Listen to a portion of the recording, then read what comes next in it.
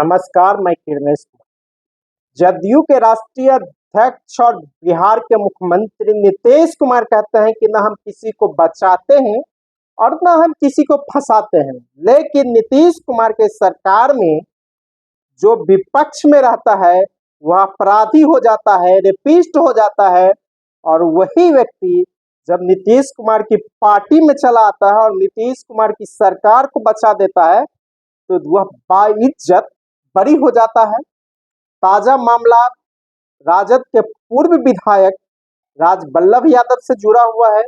राजबल्लभ यादव पर बिहार के मुख्यमंत्री नीतीश कुमार ने कई बार डोरे डाले और जदयू में आने का ऑफर दिया गया, लेकिन राजबल्लभ यादव राजद नहीं छोड़े और राजद में ही रहे। इसके बाद 2016 में एक रेप के मामले में राजबल्लभ यादव जेल चले गए। उस दौरान जिस डॉक्टर ने उस लड़की का रेप किया था, जिसके बाद को लेकर फंसाया गया था, राजबल्लभ यादव फंसाया गया है लेकिन लोग मानने के लिए तैयार नहीं थे। जिस लड़की के साथ रेप के मामले आए थे सामने, उस लड़की का जब मेडिकल रिपोर्ट किया गया, मेडिकल रिपोर्ट करने वाली डॉक्टर ने रिपोर्ट स्वास्थ्य विभाग के प्रधान सचिव को भेज दिया और उसमें रेप का कोई मामला नहीं था। इसके बावजूद राजबल्लभ यादव को जेल भेजा गया। दूसरा मेडिकल रिपोर्ट तैयार हुआ था, फिर राजबल्लभ यादव को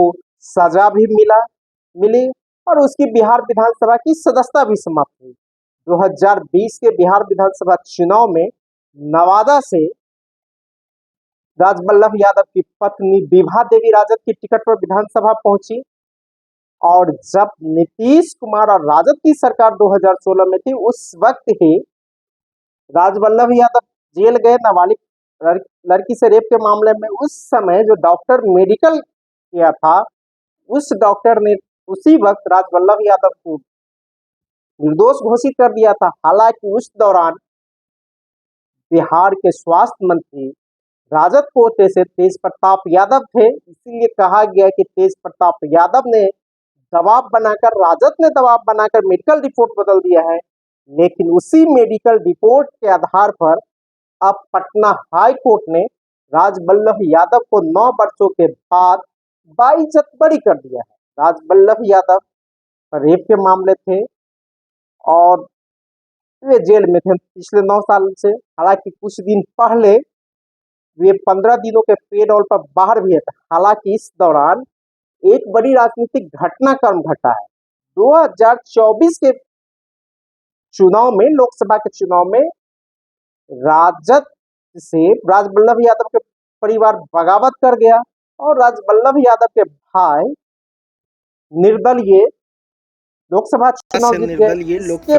इससे भी पहले बिहार विधान परिषद के स्थानीय प्राधिकार चुनाव में भी राजबल्लभ यादव के परिवार ने बगावत किया और राजबल्लभ यादव के भतीजे अशोक यादव नवादा से निर्दलीय विधान परिषद के सदस्य निर्वाचित हो गए। उस वक्त राजद के जो उम्मीदवार थे उसे भी हार का सामना करना पड़ा और लोकसभा चुनाव में भी राजद के उम्मीदवार हार गए। इससे राजद परिवार पकड़ाया हुआ था और इसके एवज में राजद ने अपना दूसरा रास्ता था और राजबल्लभ परिवार से उनकी दूरियां बढ़ गई है और कौशल यादव और राजबल्लभ यादव के बीच नवादा में वर्चस्व की लड़ाई है। 2 जादवों के बीच वर्चस्व की लड़ाई है। तो आप कौशल यादव को राजद ने अपनी पार्टी में मिला लिया है।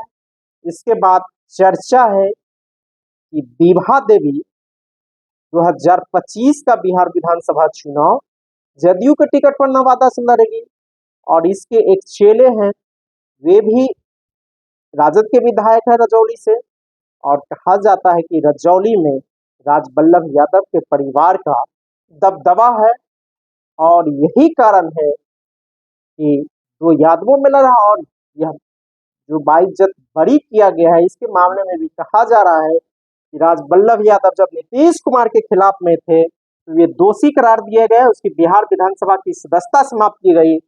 अब उनकी नजदीकियां जेडीयू से बढ़ गई है तो राजबल्लभ यादव रेप के मामले में 9 वर्षों के बाद बाइज्जत पटना हाईकोर्ट से बरी कर दिए गए हैं। इसी तरह एक और मामला है अनंत सिंह राजद के विधायक थे और अनंत सिंह के घर से लिपि सिंह, जो उस समय बाढ़ की, उन्होंने AK-47 पकड़ा था।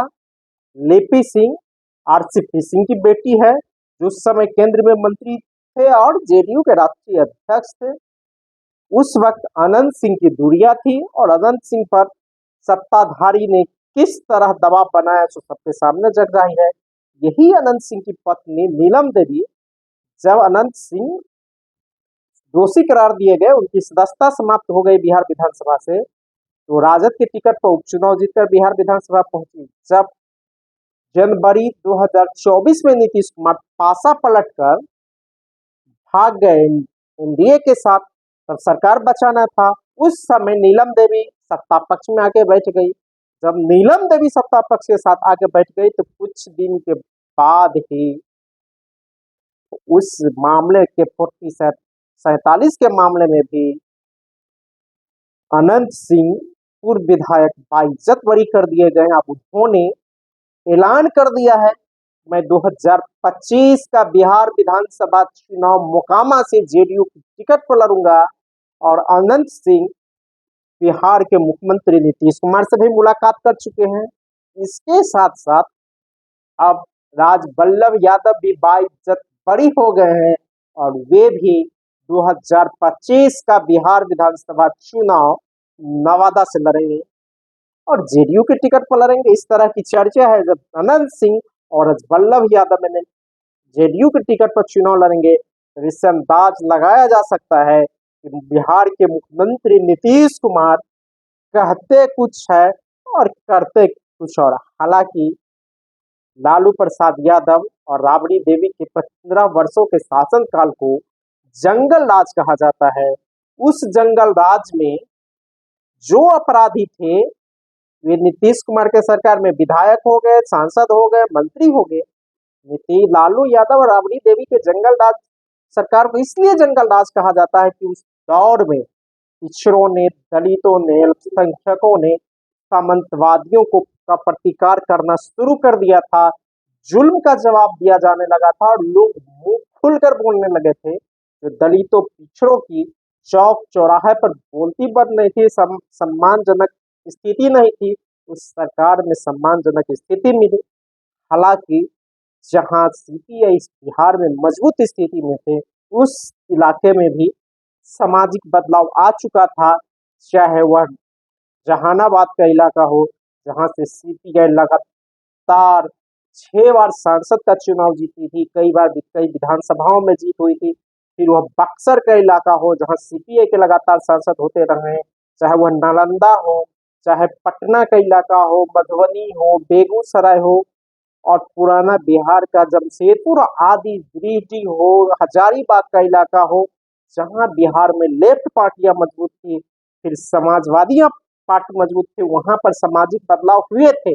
लेकिन जहां ये पार्टियां कमजोर थी, वहां पर सामाजिक बदलाव 1990 में जनता दल की सरकार बनने के बाद, जनता दल की सरकार को लालू प्रसाद यादव मुख्यमंत्री बने, उस सरकार को भारतीय कम्युनिस्ट पार्टी ने भी बाहर से समर्थन दिया था, तो भारतीय जनता पार्टी ने भी दिया था। तो कई विपक्षी उस वक्त कांग्रेस को सत्ता से दूर रखना था और कांग्रेस की जिस तरह की उस समय स्थिति थी, आज जिस तरह भारतीय जनता पार्टी को दूर करने के लिए विपक्ष एकजुट है, उसी तरह 1990 में बिहार में था। और जब लाल कृष्ण आडवाणी रथ लेकर चले थे, तो इसी बिहार में लालू प्रसाद यादव ने ही लाल कृष्ण आडवाणी को सांप्रदायिक तनाव बिगाड़ने के आरोप में गिरफ्तार किया था। तब भारतीय जनता पार्टी सरकार से अलग हो गई थी। हालांकि भारतीय जनता पार्टी लालू प्रसाद यादव की सरकार को बाहर से ही समर्थन दे रही थी। उसके बाद बिहार का बदलाव बदला और उसके बाद लालू प्रसाद यादव की सरकार को जंगल राज कहा जाने लगा। यही नीतीश कुमार आज जो मुख्यमंत्री हैं, JDU के राष्ट्रीय अध्यक्ष है, वही कई तरह के आरोप लगा। उसके बाद में भारतीय जनता पार्टी के साथ गठबंधन होता है, फिर समता पार्टी नीतीश कुमार की उसका JDU में होता है और बिहार का राजनीतिक परिदृश्य बदलता है। 2005 में आकर नीतीश कुमार सत्ता में आते हैं, तब से कहा जाता है कानून की का राज है।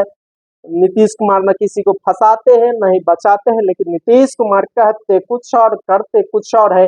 जिसके घर से AK-47 आता है वह बरी हो जाते हैं, जिसे रेप के मामले में 9-9 साल जेल में रखा जाता है वह बाइज्जत बरी हो जाते हैं। तो इसका अंदाजा आप लगा सकते हैं जो नीतीश कुमार के विरोध में रहते हैं, जो नीतीश कुमार के खुलकर विरोध करते हैं, वह अपराधी होते हैं, बलात्कारी होते हैं।